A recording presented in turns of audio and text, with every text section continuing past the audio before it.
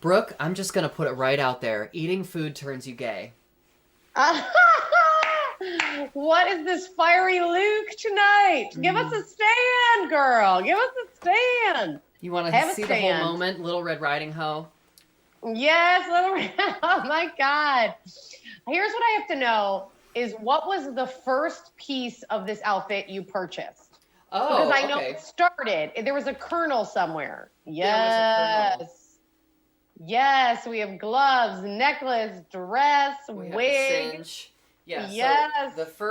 so I had the gloves first because these were from my grandma's collection of gloves. Oh, yes. She had some really lovely vintage, well, not vintage to her, vintage to me. She had some really lovely gloves, and as I've mentioned before, she had pretty long fingers, so they actually fit, which was, thanks, Grandma Hannah. Shouts, Grandma Hannah. Shouts, Grandma Hannah. Thank you, girl. And then the next thing I got was the wig, actually, because I was ginger spice Really? for a number. And I think this is more like Ginger Bombshell. Like, this feels more like Yes. Miss Bombshell 1952. First of all, Ginger Spice had the Rachel from Friends under, right? Curl Yeah. under. I love that way more. And then what about the ring and the necklace? The ring and the necklace I got at a burlesque convention they had like a vendor room, and they had a bunch of different people who were selling their accessories. And there was I don't remember her name, unfortunately, but she was selling this ring, this necklace, and these earrings together. Oh, wow. That's a great set. I love that, the necklace is so contemporary in comparison with the other things, but I love it. Like, I love the clash of it, right? Thank you. Of like that with the classic glove. I left Right. it open with just décolletage, and it felt a little bit like too much bare canvas. So, Right. I have my modesty, Brooke. I am a lady after all. You're a fucking lady. How is your week going? Dreadful. It's going dreadful. Is that? No, not really. Dreadfully. You always tell me you're going to take me to motion pictures, and you never do. Why is that, Brooke?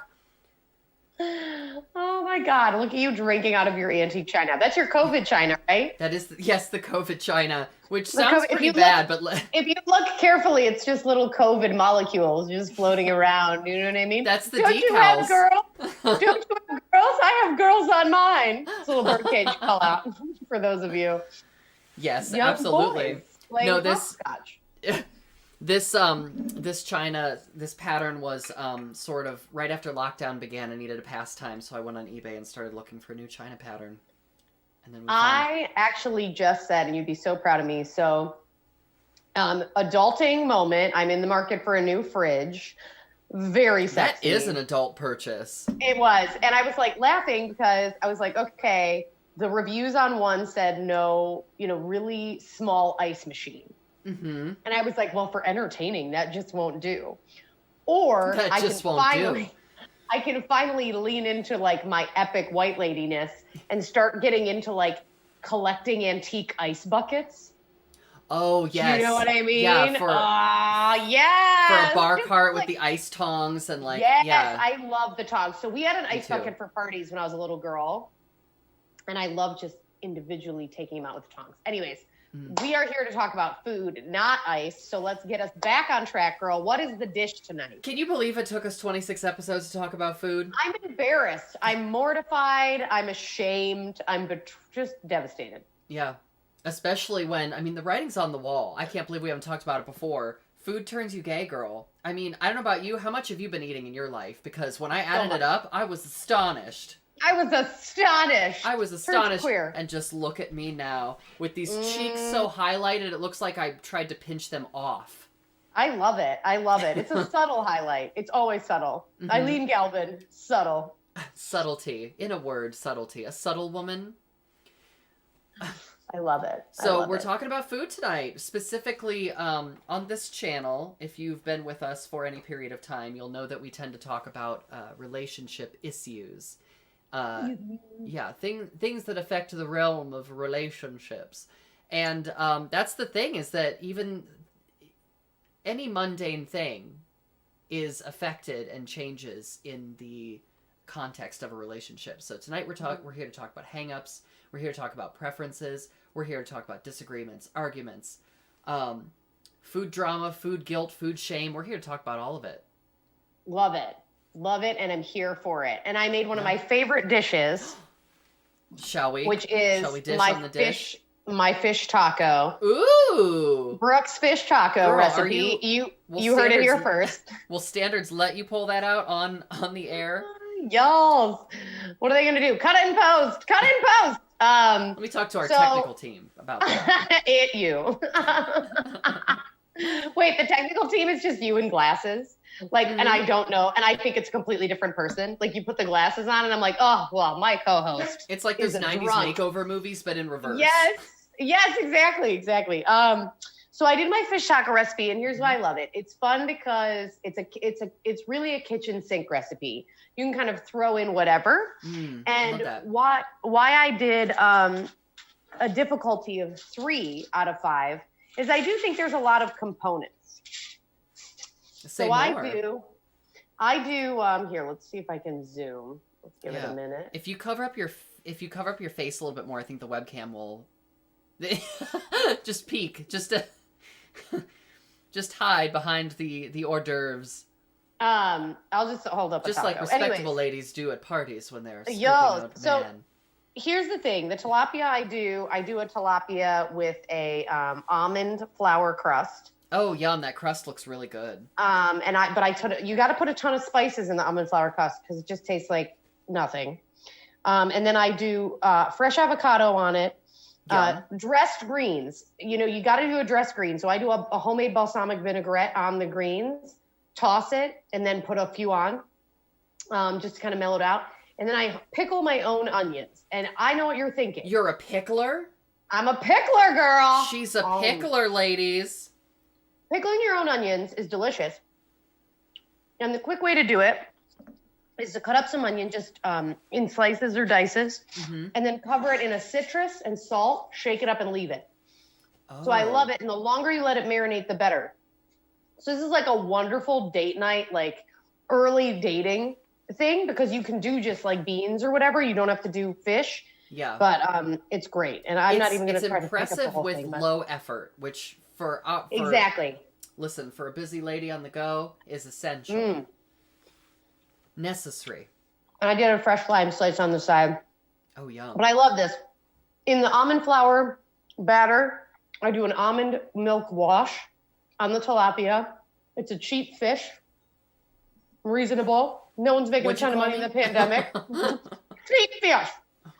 It's a great insult. You can throw anything on it. And then in the breading, I do almond flour, cayenne, paprika. I love a paprika. I know you use smoked paprika. I'm also love to paprika. Traditional paprikaist over here. Paprikist. And frankly, you'll be hard pressed to not see me just sneak in ginger into every meal. But just the dash with this. And it's so good and it's so hearty. Without being super, there's nothing too filling. It's perfect like before a show because it's protein packed. It has the avocado, it has the almond flour, the fats and the protein in that, and then it has the tilapia. So I love it, and I do it with a white corn tortilla. Model it for us a little bit more. Let's get in that taco action. Okay. Let me see if I can zoom in on the taco. Ooh, now this part was too hot for the censors, but we decided that we were going to show it anyway, just for you.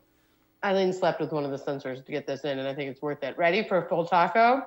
Full taco in 3, 2. Oh. Amaze. Stun. Inspiring. I love it. Thank you. Thank you for really bearing your whole self for us on this show.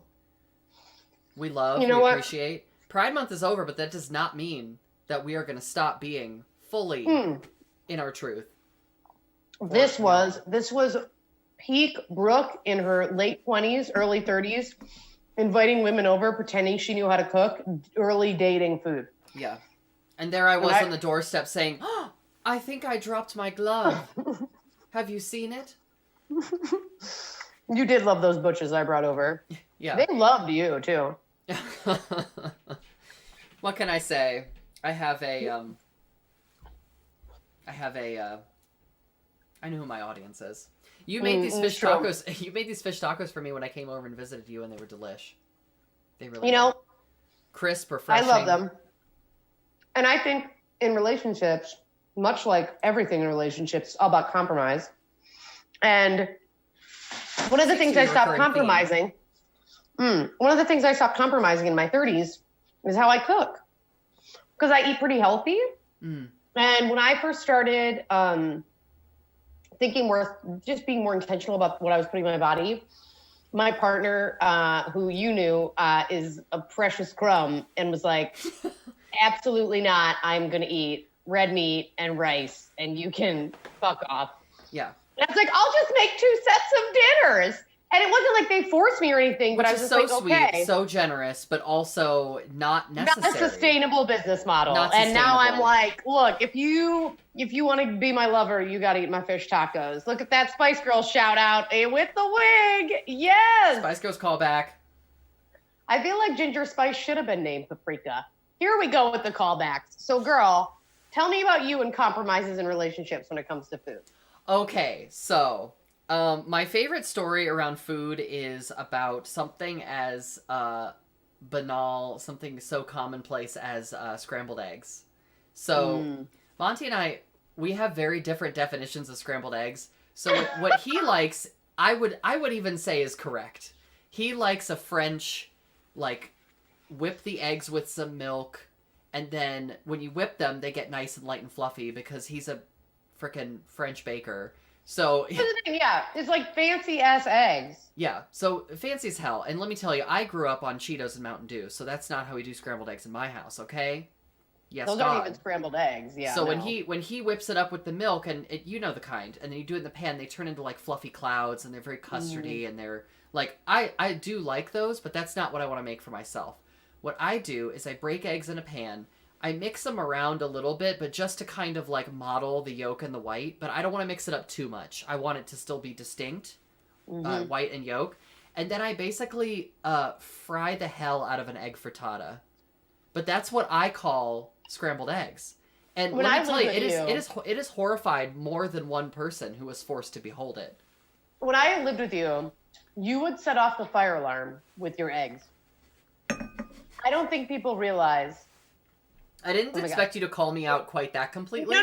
But it was never because you're bad at making eggs. That is how much you like to crisp your eggs up. You're like, no. I do. I don't know if you had a crush on the fire chief in Clintonville, but whatever the reason, it was because you, and it's so when I date people, I say, do you like brown butter? And do you own a fume hood? Because if I'm cooking in your house, it's going to be... It's going to be a wrap. Yeah. I also love that, like, your way to make eggs is, like, so low maintenance.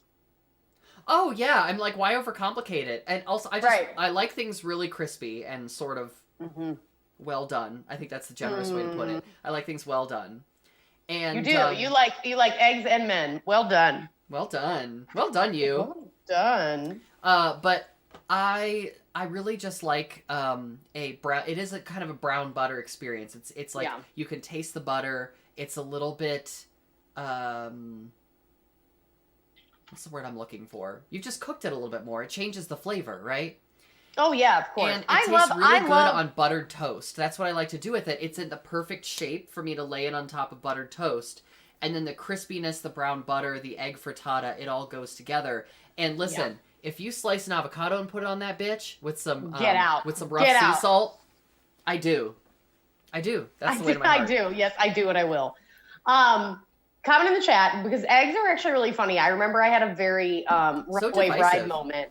Mm-hmm. Yes, I had a very runaway bride moment. Which, if you don't know that movie, it's terrible. But in it, Richard Gere slut shames Julia Roberts in this weird Pretty Woman remake where he's like, "You don't even know how you like your eggs. You just make them like your husband always." Whatever husband you're with wanted to make them, or fiance or whatever. Oh, and I had that moment where I was like, how do I, such a fucking asshole, that whole movie's so terrible. Comment runaway bride stands. Anyway. But I was like doing that actually when I was like, okay, like what do I actually like? Because my ex loved over easy eggs. And I can't do it. I can't do it. I can do an over medium, but when it's the white and it's a little runny, I'm just like, woo, like I can't. You know, you know what I mean? Yeah. And like they would poach eggs all the time, and I struggled. How do you feel about a poached egg? I feel like we're getting really into it, but I'm gonna come out and say they're fucking gross. Here's the thing. I like a poached egg within the right context. Okay, like if you're gonna serve me something that is really like, frankly, a little pretentious, but hey, listen, I like pretension when it comes to food. Lean in. Give me a tangle of pea shoots any day. Just jauntily nested atop like, you know, cubed ham and a poached egg and maybe like I was gonna say chopped sweet potato, like you know what I mean, like a sweet potato hash. Maybe that feels a little heavy for that, but well, like a French sweet potato hash with maybe some thyme and a little Dijon. To cut that. Yeah. Dijon mustard. That sounds very Loaf is trying to break in. Loaf is trying to break in. Oh, I no. know, sweet girl. Come on in, Penny. Tell us how you like your eggs. It's not for you. She does love eggs. Here's the thing about a poached egg. I do love a poached egg, in a certain setting, of course. But I think it has to be done well, and I think I need it with something crunchy. Done well or well done? Girl, are we really talking about poached eggs or are we talking about anal? Anyways, let's get back to the topic at hand, which is food makes you gay. Relationships. And food makes you gay. Okay. And food makes you very gay. Penny is now here. Pause for the truth. Penny is looking for, we're going to do a loaf cam. Let's see if I can do it. Oh, loaf cam. Oh. A rarity here on the real dish. Star. You saw it here star first, of this program. on the dish. But no, I do think it's interesting because I do think in relationships, you don't realize how much, for me, food is such a central role. Oh, yeah. And it's the binding force. It's the glue. Oh, it's something that you do together that is, it's like how you share joy with people, you know? Well, and I've also been with people who that's not how they share joy. Oh, yeah. Well, that's true. Not everyone gets this gets to the hangups part of it. Like not everyone receives joy from eating. It's actually a source of anxiety. And I think, oh my God, you take things and you carry them with them in new relationships, right? Mm-hmm. So my ex, I have an adobo story for those of you out there who use adobo. So adobo is a favorite of the Puerto Rican folks particularly in Lorain, Ohio, which is like little Puerto Rico in Ohio. There's a huge Puerto Rican population there. But like Puerto Ricans and adobo, there's like all these YouTube videos about how much they like use it. Like the Greeks use Windex, like in that My Big Fat Greek. Like they're like, oh, you have a cut adobo. Like it's obviously a joke. But like they love it. So I had never cooked with it, and I had a Puerto Rican partner, and I was like, what is this? And they're like, put it on everything. And I'm like, okay. Yeah. It was so funny. Put it on shrimp cocktail. Seriously, everything in the Bud Light adobo. It doesn't matter. And it was so funny because I abandoned it. Like we broke up and I ran out and I never got more. It wasn't you lost adobo in the relationship. Yeah. It was like this thing, right? It was like a kid. And then I started dating someone new, and no joke, they had adobo in their pantry years later from their ex. And they were like, oh, I haven't touched it. And it was just this like hilarious ghost of adobo. That's like the cream of tartar from your aunt who passed. And everyone's like, what is cream of tartar? What do you use it for? Oh my God, cream of tartar is everywhere. Okay, so cream of tartar or tartar, I don't know. It sounds like a Star Wars character who like hung out with Jar Jar Binks or like Jabba the Hutt. The worst character in any case. Right, but it is like this weird, if you know what it is, it's just this like weird binding agent that is used in like Christmas cookies from the 40s. Yes. That like my mom every year buys a new little thing to make this one Christmas cookie. But like when she dies, there's going to be 40 little containers of like McCormick's. Yeah, I think it's for leavening, and it's like we have other options now. As Maria Bamford says, the war is over. There's plenty of pantyhose for everyone. Oh. That is exactly how I feel. I don't know if anything's happening in the chat around scrambled eggs. Tim's here. Hey, Tim. Hi, Tim. Tim is keeping us on track with the eggs discussion, and Tim says, I need my eggs to be solid. Call me unrefined if you will. I shan't. I would consider myself to be refined, and I like my eggs solid. First of all, Tim, Eileen cooks the shit out of hers. So as long as you're not lighting the house on fire, I think you're already winning. I like to cook eggs like I grill things. So my definition You of do, you grill eggs. I do. I grill. That's what you fucking do. You grill eggs. I can't believe we haven't thought of this sooner. Yeah. I also love that this has just been the whole show. I just can't. I love it. I love it. I'm here for it, and I love Why it. not? Why not? When it's right, it's right. When I grill things, I like to say it needs to be dying but not dead. And that literally is the only metric I use when I grill. It has to be looking like it's crying out for help, but it's not quite dead yet. Yes. Yes. I love that. I'm here for that metaphor. And that's how you know I was Morticia Addams. Oh my God. Tangent. When I was a little kid, I was awkward as fuck and had no friends. Breaking news. Shout out to the 5 friends I still have from that time that like we made it through and we became closer in high school. You're in good company on that one. Some of them regularly watch The Dish, so. Oh yeah. Thank you. Yeah, thank you, Denise. When I say I'm so awkward, I mean my 3rd grade teacher had a special parent-teacher conference with my mom because they didn't know what was wrong with me. I wasn't talking in class or to anyone, and they thought, and I quote, she's going to have problems connecting with people later in life and have speech problems. So then they sent me to speech therapy, which in Catholic school was repeating the rosary aloud in the rectory to the priest and his secretary. I'm sorry, you said a lot of Catholic words in a short span of time. I'm going to need you to walk that back. When you start using the word rectory, it's where the priest lives. They need to rebrand it. I think we can all agree on that. I think we can use a rebrand. You know what? I was just Denise. Oh my God, Denise is here. Hi, Denise. We were just talking recently about how the NFL acknowledged that football was gay, and I was like, yes. Thanks for catching up. You finally got a Grindr account. But yes. I was like, when are the straights gonna finally realize the awful truth? Everything is gay. Yes. Everything is gay. Like, we've known this for years. Welcome. Morticia Addams. Yeah. So anyways, I really wanted to be Morticia Addams for Halloween, and my mom, it was around my birthday. My birthday is October 27th. So my mom's like, okay, we're going to get you. And she hired this like local woman to make me a Morticia Addams costume. Oh, but local seamstress. I was like, where's this going?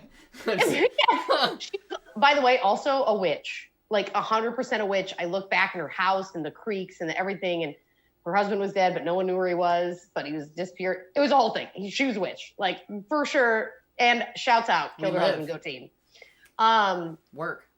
And she made me this Morticia Addams costume, but I was like, shout out to Laura Sanders' description of, I think, herself when she was younger, which was like an avocado on toothpicks. But I was like an avocado-shaped child. But this woman made me like a sexy Morticia Addams to the floor, but it hugged my avocado body. Mm-hmm. And oh my God, I looked so awkward. I loved it. Oh no, I bet it was amazing. Here's the thing about silhouettes for you viewers at home. So that's called a mermaid dress. If you've seen all the such way a down, thing. yes, with the dangles, yes. Yeah. But the great thing about Morticia, the reason that her dress is so iconic is that usually a mermaid gown goes to the knee and then it flares. Hers goes all the way down to the mid calf and then it flares, which is why she can't move. Well, I think in original Addams Family canon, the bottom half of her was was tentacles. Really? I didn't know that. Yeah. Well, I did a fair amount of research when I was 8. Unrelated. Well, we had a lot of time. You and I, we had a lot of time when we weren't hanging out with friends. Oh my God. Yeah. This is amazing. I'm so glad Denise is here to see this complete rambling. Yeah, and Tim. So good. Oh, Tim says that's actually very sweet. That is very sweet of your mom to do that. Oh, yeah. It was very sweet. My mom worked a lot of hours and knew she couldn't sew. And it was very sweet of her to like pay a woman to make me this thing, which like, and when you're a kid, it probably cost like $80, but like it felt so decadent. Right? And like I was a kid who like it's just what I wanted, you know? That's the kind of thing. Yeah, and it's like custom. Yeah. You know, as a kid, that's crazy. So it was like one of those really amazing things. I wasn't one of those kids who like fantasized about their wedding or anything else. You know what I mean? I wasn't like a little girl who wanted that stuff. Because I always think I just knew I was queer. You know what I mean? And like didn't. Yeah. I think there was something in my brain that was like, you don't get that. Yeah. Like that's not for you. Well, speaking of kid stuff and taking it back to food, one of the things. Cheetos. Yeah, well, yeah, girl, you know my truth. Let the truth be. You're dressed like a sensual Cheeto tonight. So as you may or may not know, I am a gamer, which I am not ashamed to tell you, but I don't exactly fit in gamer circles. So I feel like I'm a gamer gate waiting to happen. But that's why I play single player games, not multiplayer. But when I was a kid, I did look more like what you would expect, which is like Harry Potter and the Sorcerer's Stone. That's what I looked like when I was a child. Yeah, before he got that hot haircut in Half-Blood Prince. And I ate a lot of Cheetos and drank a lot of Mountain Dew.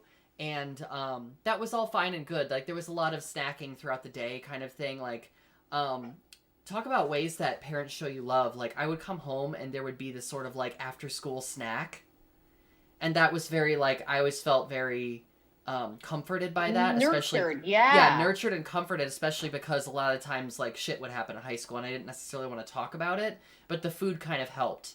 But then growing up and becoming a woman, I inherited some other cultural hangups about my body and fitting a certain look. Welcome! Yeah, fitting a certain the water's look. Fine, jump in. You can't wear a bathing suit. You're uncomfortable, but come on in. Mm-hmm. And I would call myself eating disorder susceptible. That was that would be how I describe myself. I've gone through some darker periods of my life and some better periods of my life, but one thing that I can't do anymore is have snacks in the house. Because it's not because I can't have snacks in the house because I'll eat them. No, I can't have snacks in the house because I'll obsess about them. Yeah. And it's really, really bad for my anxiety. So if they're not in there, if they're not in the house, if I know there's not some secret stash, it's like, you know, the devil that sits on your shoulder and whispers things to you? For me, it's the pantry door opening and being like, you want a snack? That's what's happening in my head.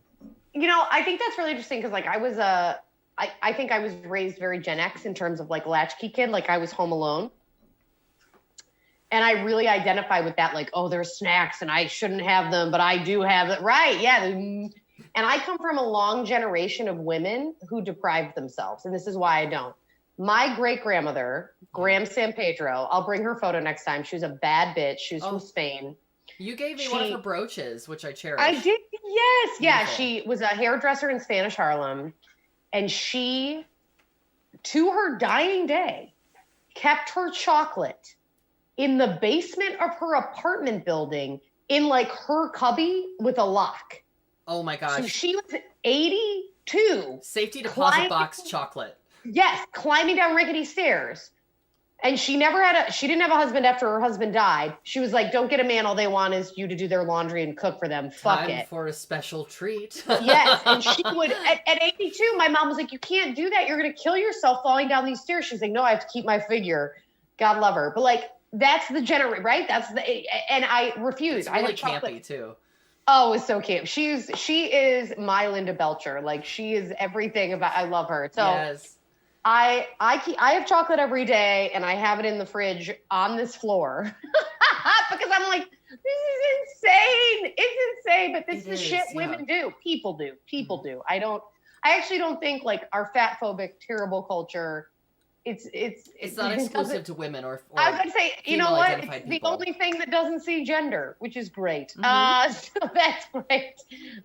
Truly. But I think it's definitely one of those things where, like, as a kid, I was raised on all those processed foods, and I think they're just so addictive. Like, you know what I mean? And now it's like, as long as I put good food in the house, I just don't feel that need. Yeah. You know?